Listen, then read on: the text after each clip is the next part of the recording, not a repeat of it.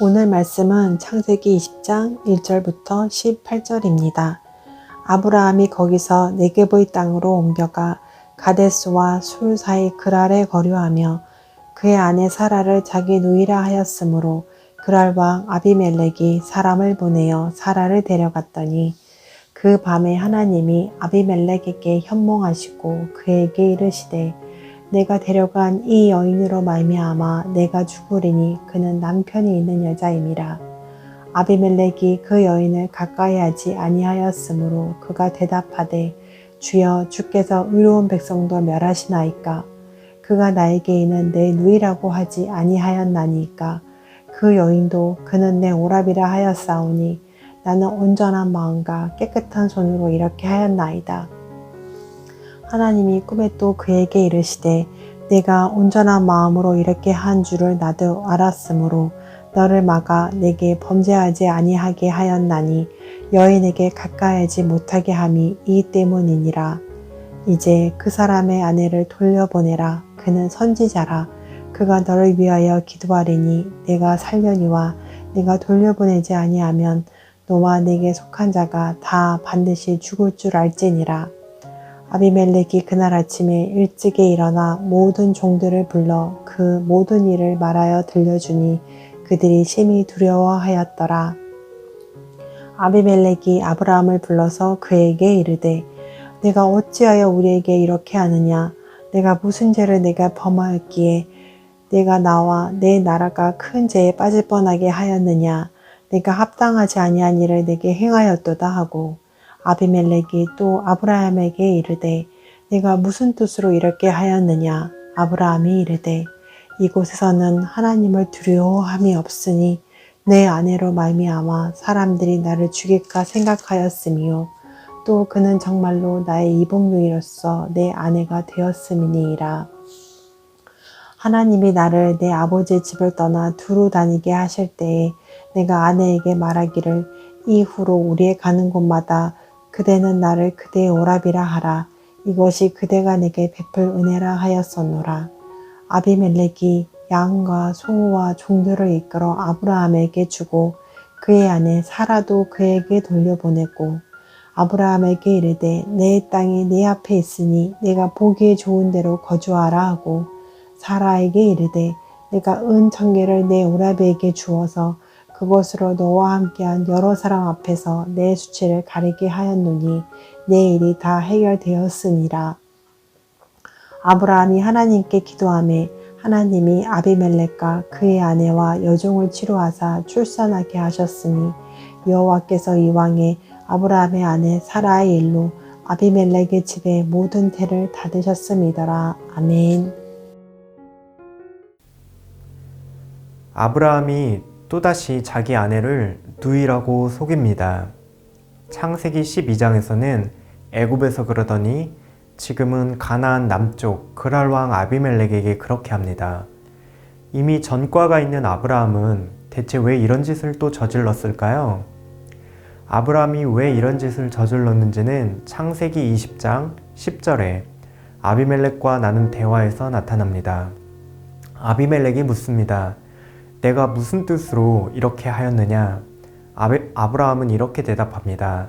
이곳에서는 하나님을 두려워함이 없으니 내 아내로 말미암아 사람들이 나를 죽일까 생각하였으며 아브라함이 이런 일을 저지른 이유는 이곳에는 하나님을 두려워함이 없기 때문입니다. 가나안 땅 주민들은 하나님을 섬기지도 경외하지도 그분의 말씀을 따르지도 않는다고 말합니다. 이렇게 하나님을 두려워하지 않은 결과가 무엇이었나요? 앞장에서 살펴본 소돔과 고모라처럼 죄로 물들어 양심이 무너지고 도덕과 윤리가 파괴된 상태입니다. 그렇기 때문에 아브라함은 두려워했습니다. 자신이 아내로 말미암아 죽임을 당하지는 않을까 하고 말이죠. 아브라함의 이런 연약함은 죄로 이어질 뻔했습니다. 자칫하면 하나님의 언약을 이루는 일을 방해할 뻔했죠.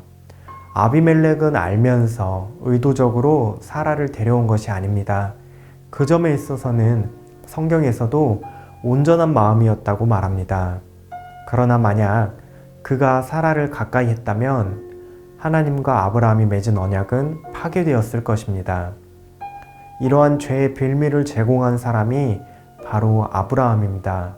아브라함은 스스로 위기를 자초하고 맙니다. 이러한 상황 가운데서도 하나님은 아브라함에게 특별한 은혜 두 가지를 베푸십니다. 첫째, 하나님은 범죄하지 않게 막아서시는 은혜를 베푸십니다. 하나님은 아비멜렉이 사라를 데려갔을 때 꿈으로 나타나 그를 막으십니다. 6절에서 하나님은 너를 막아 내게 범죄하지 아니하게 하였다고 말씀하십니다. 단순히 개인의 죄악 차원이 아니라 하나님의 언약을 무너뜨릴 죄악입니다. 이것은 아비멜렉에게나 아브라함 모두에게 재앙입니다. 하나님의 언약이 무너질 위기에서 하나님이 막아서십니다. 아브라함은 연약하여 무너뜨릴 뻔한 이 언약을 하나님이 신실하게 지켜내십니다. 이러한 하나님의 은혜는 여기서 멈추지 않습니다. 두 번째로 하나님께서는 은혜 받은 자로 은혜를 세상에 비추도록 사용하십니다. 아비멜렉의 집안은 이 일로 말미암아 태가 닫혀버립니다. 그런 아비멜렉을 회복시키는 통로로 아브라함을 사용하십니다. 7절에서 하나님은 이렇게 말씀하시죠. 그는 선지자라. 그가 너를 위하여 기도하리니 내가 살려니와. 아브라함은 선지자로서 하나님의 뜻을 따라 기도하는 역할을 부여받습니다. 아브라함은 연약함으로 말미암아 위기를 자처한 자격 없는 자입니다. 하나님은 그런 아브라함을 위기에서 건지시고 구원하시는 은혜를 베푸십니다. 거기에 더해 하나님은 이 은혜를 열방에 전하는 통로로 아브라함을 사용하십니다. 하나님께서는 아브라함에게 값없는 은혜를 비추시고 아브라함은 그저 은혜를 세상 가운데 비추는 거울이 됩니다. 아브라함이 기도함으로 말미암아 하나님의 은혜가 아비멜렉에게 흘러갑니다. 아브라함이 하나님께 기도함에 하나님이 아비멜렉의 집을 치료하셨습니다. 오늘 하나님의 은혜는 예수 그리스도를 통해 우리에게 비치고 있습니다. 하나님의 은혜의 빛이 가장 강하게 모이는 곳이 바로 예수님이 죽으신 십자가입니다.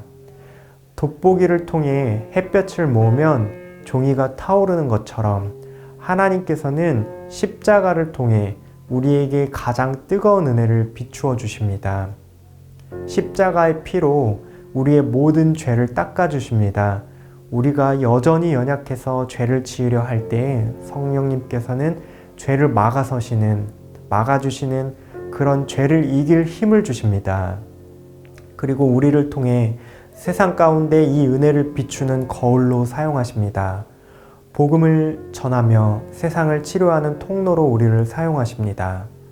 하나님은 우리의 일상에 말씀으로 은혜의 빛을 비춰주십니다. 오늘 하루 하나님의 은혜의 빛을 세상에 반사하는 치료의 통로로 쓰임받는 청년가족들 되시기를 바랍니다. 이 시간 말씀을 가지고 함께 기도하시겠습니다. 하나님, 날마다 우리에게 은혜의 빛을 비추어 주소서.